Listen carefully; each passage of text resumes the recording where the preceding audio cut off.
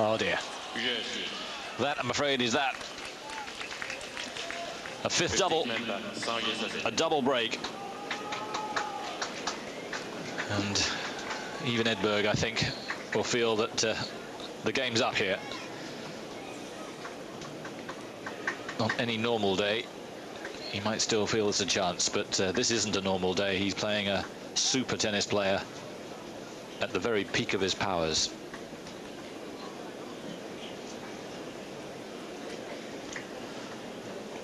Stich rolling back the years to show us just what a player he is. And who knows if he can keep this kind of form going through the fortnight. You just don't know what he might achieve. Round of the last 16, scheduled to meet Michael Chang. And then, would you believe it, it could be Becker. That'd be something, wouldn't it? If you believe the German press, they're now the best of friends, Davis Cup teammates. But I remember the edge and the match in Wimbledon. And those things aren't easily forgotten. Stich, 5-2. 2 sets to love.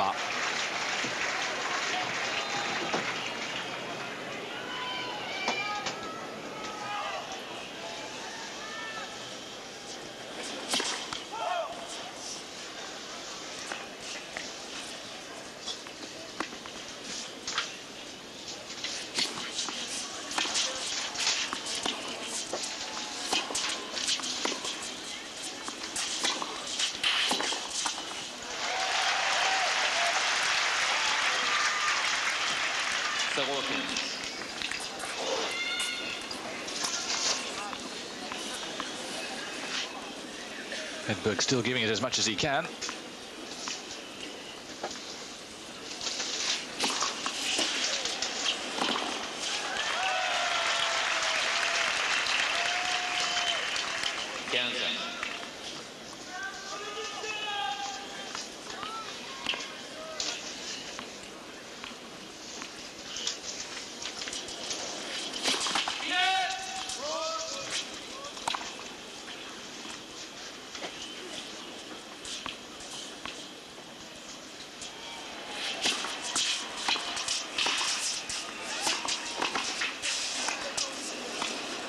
Oh.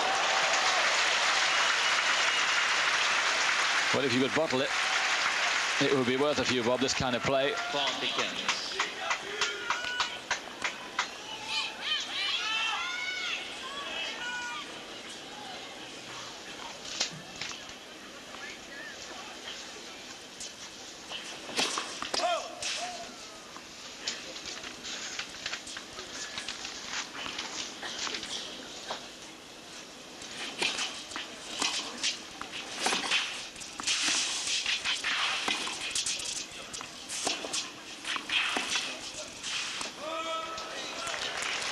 Just wide.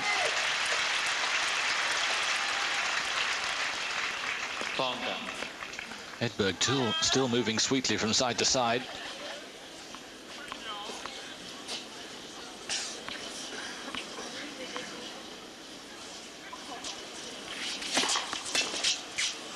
Oh, there's a bullet. So after an hour and 44 minutes, in which he's rarely played better than this, Michael Stich has match point.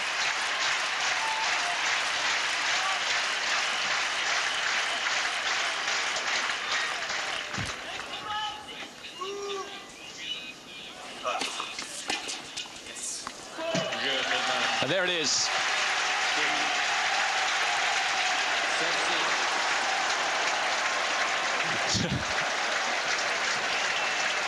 A little stunt of tennis balls being thrown from way, way up in the sky, almost from the gods, as if they would appreciate a simply fantastic performance from Michael Stich.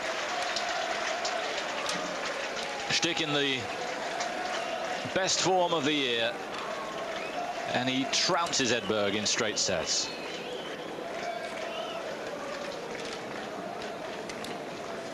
And what he's got to do is remember this in bad times, because they do tend to come with Michael Stich when he has a down on himself. But this was a world-class player playing at the very peak of his powers, and he scarcely deserved that.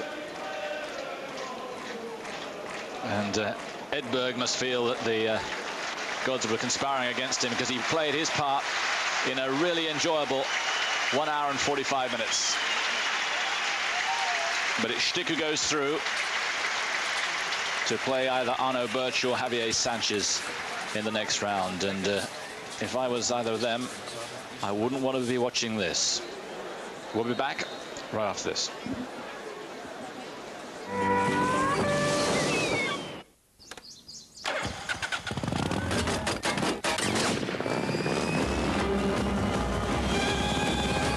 The wrong tool. Schwenk mal nach rechts rüber, damit du es einmal siehst, wie das hier im Studio aussieht. Und dabei soll man auf witzige Ideen. Guck dir das an, das sieht aus wie später Kreml. Sowas wird mir den ganzen Tag angeboten. Ich würde es ja liebend gern mal live sehen. Nein, nein, nein, das reicht schon. Danke, Ende aus. Dammer, Schweiz. Und das ist hier so Brauch in Roland Garros, dass der Sieger zunächst mal sich den Kollegen aus Frankreich stellt. Wir hoffen natürlich auch, dass Michael Stich dann anschließend zu Norbert König ins Studio kommt. Tja, haben wir das mit großer Spannung heute Morgen erwartet, dieses Match. Nachher werden wir noch Boris Becker sehen. Und wie ich höre... Good luck.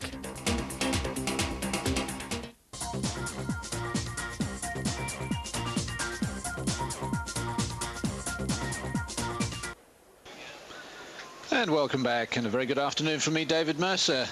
What we're going to do before we settle down to our next match is just show you the end of Sergi Bruguera, the defending champion, who was playing earlier today out on court number 1 against his fellow Spaniard in your picture, Emilio Alvarez, a qualifier ranked 166 in the world, who acquitted himself pretty well.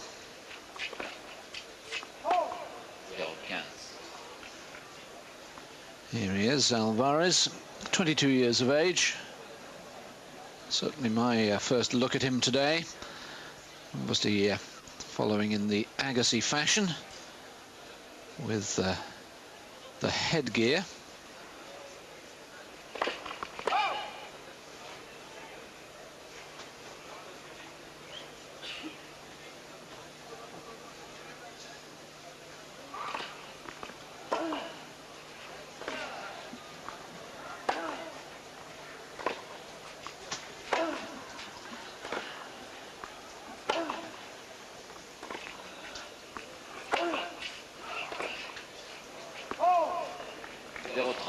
Un petit peu de silence, s'il vous plaît, merci.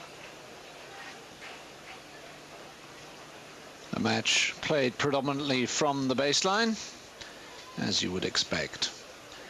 Say the defending champion Sergi Bruguera seems to be getting better and better as he recovers from the very nasty injury he had in Stuttgart earlier this year.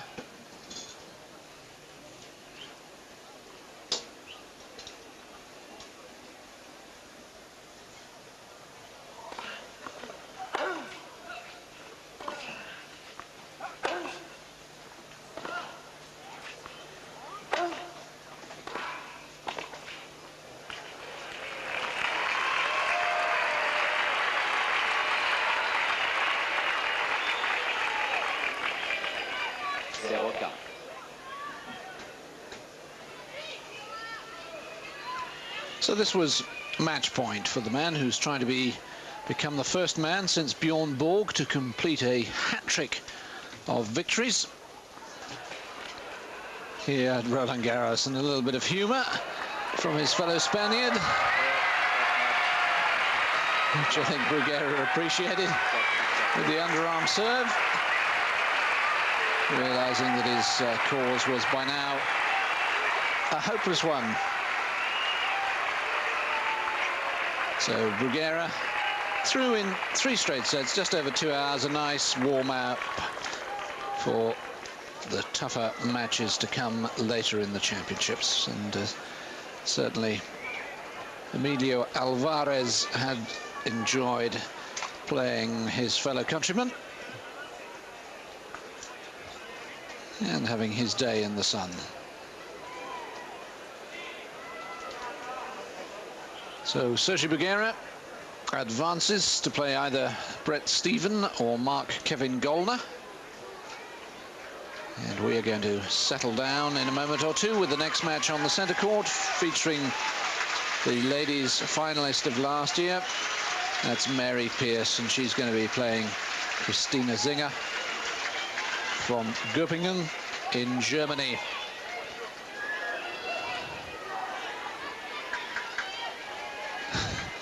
Little shake of the head, tousle of the hair. Sergi Bruguera advancing, and I must say, the more I see of him here, the more I fancy his chances to reach the final. We'll take a break and be back in a moment. That'd be something, wouldn't it? If you believe the German press, they're now the best of friends, Davis Cup teammates. But I remember the edge and the match in Wimbledon. And those things aren't easily forgotten. Stich, 5-2. 2 sets to love. Fifth double. A double break. And even Edberg, I think, will feel that the game's up here.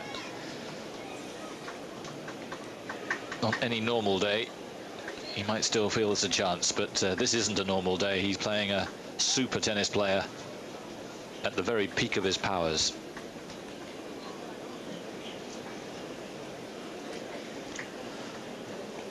Stich rolling back the years to show us just what a player he is. And who knows if he can keep this kind of form going through the fortnight. You just don't know what he might achieve. Round of the last 16, scheduled to meet Michael Chang. And then, would you believe it, it could be Becker.